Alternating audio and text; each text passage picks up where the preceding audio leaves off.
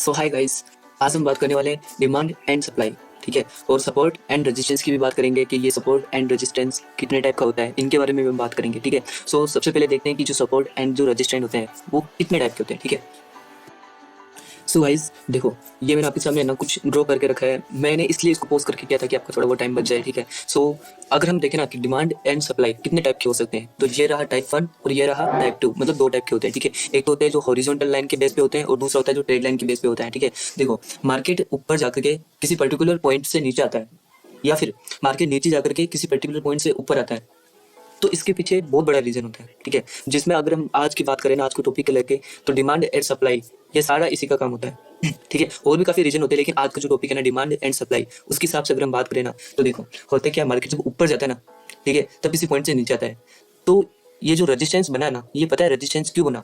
चलो आपको एक सिंपल सा एग्जांपल देता हूँ। ठीक है, यहाँ पर मान लो आपको आइसक्रीम की 10 से 15 शॉप पास पास में है। ठीक है, और यहाँ पर आइसक्रीम की शॉप ज्यादा है लेकिन खाने वाले कम है। ठीक है, आइसक्रीम की शॉप ज्यादा है लेकिन खाने वाले कम है, तो क्या होगा, उनका सारे का मतलब जो भी आइसक्रीम बेच रहे हैं ना वहाँ पर, वो उनकी इनकम क्या हो जाएगी, कम हो जाएगी, जिसकी वजह से वो उनकी मतलब वो बोलते हैं ना सब कुछ क्रेश हो जाएगा। देखो स्टॉक मार्केट में रह करके हर चीज को क्रेश नहीं बोल रहे हैं हम। ठीक है ना, मतलब क्या है यहाँ पर कि अगर लेने वाले कम है देने वाले ज्यादा है, तो देने वाले को हो गया लॉस, तो यहाँ से वो हो गया नीचे। ठीक है, समझ रहे हो ना आप? और नीचे से ऊपर क्यों जाता है, यहाँ पर मान लो लेने वाले बहुत सारे आइसक्रीम, बहुत सारे बच्चे हैं जो आइसक्रीम लेना चाहते हैं, लेकिन यहाँ पर शॉप एक या दो ही है, तो भाई साहब प्रॉफिट किसका होगा ज्यादा?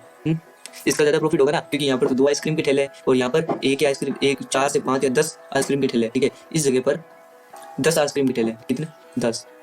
ओके, ये 10, देखो बहुत बेसिकली बता रहा हूँ आपको। ठीक है, और यहाँ पर मान लो दो आइसक्रीम के ठेले हैं। ठीक है, ओके, सो अब आप खुद बताओ कि प्रॉफिट किसका होगा? यहाँ पर 10 है और पब्लिक है यहाँ पर, मान लो 10 ही पब्लिक है। ओके, 10 बच्चे हैं यहाँ पर, ये समझ लो 10 बच्चे हैं। ठीक है, और यहाँ पर दो ठेले, लेकिन बच्चे कितने हैं? 10। अभी यहाँ की बात करें तो हर एक बंदा एक एक ठेले पर जाता है, मतलब क्या होता है, मतलब यहाँ पर डिमांड कम है लेकिन सप्लाई ज्यादा है, तो डिमांड कम है तो वो कौन सी जगह जाना चाहेगा? जहाँ पर डिमांड ज्यादा है, तो वो आ जाएंगे यहाँ पर। ठीक है, तो मतलब उनका लॉस हो गया तो नीचे गिर गए। ठीक है, लेकिन यहाँ पर दो बंदे बेचने वाले हैं, 10 बंदे खाने वाले हैं, तो इसका मतलब क्या हुआ, इनका प्रॉफिट बहुत ज्यादा होता है, तो ये ऊपर पहुंच गए। समझ रहे हो ना आप?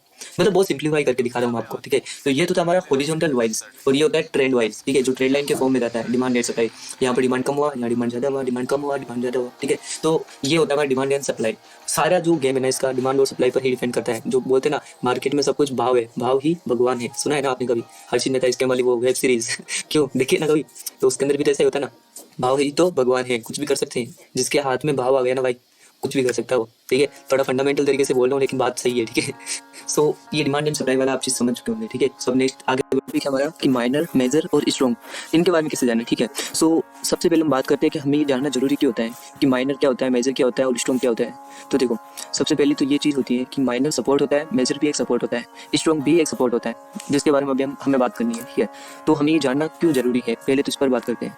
देखो गाइस, होता है क्या है ना, हमारे यहाँ पर स्ट्रेटेजी बेस्ड बहुत ज्यादा लोग होते हैं जो स्ट्रेटेजी बेस्ड है ना ट्रेडिंग को यूज में करते हैं। ठीक है, लेकिन एक चीज आपको मैं दिखा दूं कि स्ट्रेटेजी जो चीज़ होती है ना वैसी एक्सिस्ट नहीं करती है, ऐसी कोई चीज़ नहीं होती। हमें मार्केट को समझना पड़ता है, उसका सेंटीमेंट को समझना पड़ता है। मार्केट खुद अपना एक मिशन लेकर के चलता है। मार्केट अगर यहाँ से यहाँ भी चलता है ना, देखो मैं आपको बताता हूँ, मार्केट अगर यहाँ से यहाँ जाता है ना, फिर यहाँ से नीचे आता है, फिर ऊपर जाता है, तो इसके पीछे रीजन होता है बहुत सारा। मार्केट को एटलास्ट है ना यहाँ से यहाँ तक जाना होता है, लेकिन मार्केट यहाँ तक जाने के लिए मार्केट के पास में ना ये वाला जो चीज़ है ना, ये वाला जो पॉइंट है, जिसको हम चलो ए बोल देते हैं। ठीक है, ये वाला जो पॉइंट है ना, मार्केट के पास एक मिशन होता है कि आपको यहाँ से यहाँ जाना है, लेकिन एक टाइम पीरियड भी होता है कि इतने टाइम में यहाँ पर पहुँचना है। ठीक है, जैसे सपोज दैट एक कोई कार वाला है, उसको बोलता है कि देख भाई तेरे को यहाँ पर पहुँचना है, लेकिन मेरे को यहाँ आने में 4 घंटे लग जाएंगे। ठीक है, तो तू तेरे हिसाब से आना, तो वो क्या करेगा, कहीं पर गया, रुक गया, अपने रिलेटिव के पास में चला गया, एटलास्ट उसका पॉइंट क्या है, ए पॉइंट है जिसको वहाँ पर जाना है। ठीक है, ये इसका पॉइंट है जिसको यहाँ पर जाना है, इसका मिशन है कि मेरे को 4 घंटे में यहाँ पहुँचना है, तो कैसे भी जा सकता है वो। ठीक है, तो मार्केट भी एक मिशन लेकर के चलती है, और यहाँ पर एक टाइम फ्रेम, जो ये चीज़ दिखी आपको, देखो ये चीज़ 1 second, 5 second, 1 minute, 15 minute, 30 minute, सारा गेम यहीं पर छुपा होता है। ठीक है, तो मार्केट को मिशन को समझना पड़ता है कि मार्केट का मिशन क्या है और ये कितने टाइम फ्रेम पर कहाँ पर जाना चाहता है। ये सारा मार्केट का एक मिशन होता है। ठीक है, जिसके हिसाब से इसको चलना होता है। सो अब हमारे टॉपिक पर आते हैं कि माइनर सपोर्ट और मेजर सपोर्ट और स्ट्रॉन्ग सपोर्ट एक्चुअली में होता है क्या है। ठीक है, सो इसको मैं एक बार पोस्ट कर देता हूँ।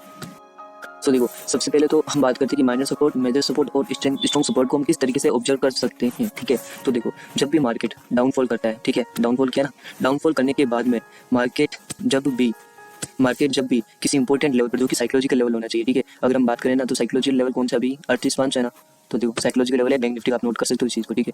तो देखो इसको जब मार्केट साइकोलॉजिकल लेवल पर या फिर इंपॉर्टेंट जो कि डिमांड जोन भी हो सकता है, ठीक है, सप्लाई जोन भी हो सकता है, तो कोई इंपॉर्टेंट लेवल जब मार्केट वहाँ पर पहुँचता है, ठीक है, पहुँचने के बाद में लेवल पर टकरा करके ऊपर जाता है एंड देन नीचे मूव करता है, ऊपर जाता है एंड देन नीचे, ठीक है। अब आगे का देखो मैं आपको बताता हूँ सारा। माइनर सपोर्ट कौन सा हो उनमें से, जब फर्स्ट बार जहाँ पर टकराया था ना, ये होता है माइनर सपोर्ट, ठीक है। मेजर सपोर्ट ये होता है मेजर, सॉरी ये होता है मेजर वाला, ठीक है, मेजर मतलब बड़ा।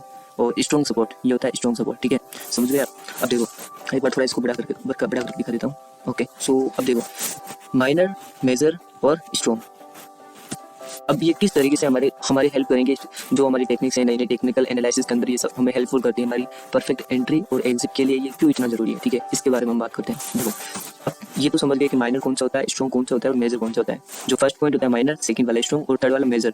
मेजर पर आने के बाद में हमें एग्जिट, जो एंट्री और एग्जिट वाला काम करना है ना, वो इसको देख के करके मेरी बात को सुनना, इसको देख करके यहाँ करने का नहीं बोलूँ मैं, इसको देख करके आपको यहाँ पर करना है। अगर आप स्विंग ट्रेडर हो तो आपके लिए बहुत अच्छा होगा, लेकिन अगर आप नॉर्मल ट्रेडर हो जो कि इंट्राडे का काम करते हो, इंट्राडे बेस पर काम करते हो, तो आपके लिए ये भी काफ़ी अच्छा होगा, ठीक है। क्योंकि मार्केट का एक सबसे बड़ा सेंटीमेंट है जिसको ऑब्जर्व करना बहुत जरूरी है, जिसको समझना भी बहुत जरूरी है। आई नो थोड़ा आपको टाइम लग रहा है इस चीज़ में, लेकिन देखो जिस चीज़ में टाइम लगता है ना, वो चीज़ हमेशा हमारे लिए परफेक्ट होती है, ठीक है। देखो मार्केट जब भी नीचे आता है कोई इंपॉर्टेंट सपोर्ट को लेता है और ऊपर जाता है और माइनर, स्ट्रॉन्ग और मेजर सपोर्ट बनाता है। मेजर पर आने के बाद में मार्केट करता है क्या पता है, मार्केट पहले थोड़ा नीचे आता है, ठीक है, फिर वापस ऊपर जाता है, थोड़ा बहुत स्ट्रगल करता है एंड देन हाई लो बनाता है एंड देन अप, ठीक है। ये वाला इतना आप भी नहीं लेना आपको, ठीक है। एक इंपॉर्टेंट लेवल होता है कुछ, ठीक है, जहाँ पर परफेक्ट एंट्री और परफेक्ट एग्जिट हम लोगों को करना होता है। ओके, सो देखो आपको एंट्री कहाँ करना है, ये इस बात पर आते हैं, ठीक है। अगर आप मेजर सपोर्ट पर हो तो मेजर पर आने के बाद में जब इसका एक बार ब्रेकडाउन हो भी सकता है, नहीं भी हो सकता है, may be wrong may be right, ठीक है। तो मैं ये नहीं बोल रहा कि यहाँ होगा ही होगा।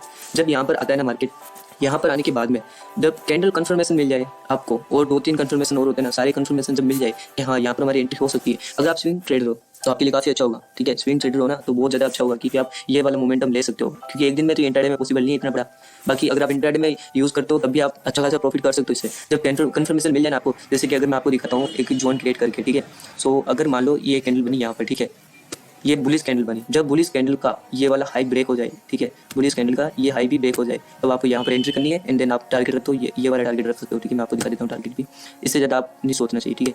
ये वाला टारगेट रख सकते हो, देन इजीली ये मूव मिल जाएगा आपको। कैंडल कंफर्मेशन के साथ में आपको लेना है, ठीक है, मेजर। अब देखो एक लाइव प्रैक्टिकल भी करके देख लेते हैं कि क्या मैं जो बता रहा हूँ वो चीज़ें सही है या नहीं। देखो ये जो है ना, ये जो मैंने लेवल बना रखे हैं, ये है एक साइकोलॉजिकल लेवल जिसे हम इंपॉर्टेंट लेवल कहते हैं। देखो इंपॉर्टेंट है ना, पिछली क्लास भी यही थी मेरी, साइकोलॉजिकल लेवल पर। देखो मार्केट कितना अच्छे से रेस्पेक्ट करता है, देखो है ना, देखो यहाँ से कितना अच्छे से रेस्पेक्ट करता है मार्केट, बिल्कुल अच्छी तरीके से रेस्पेक्ट कर रहा है, ठीक है।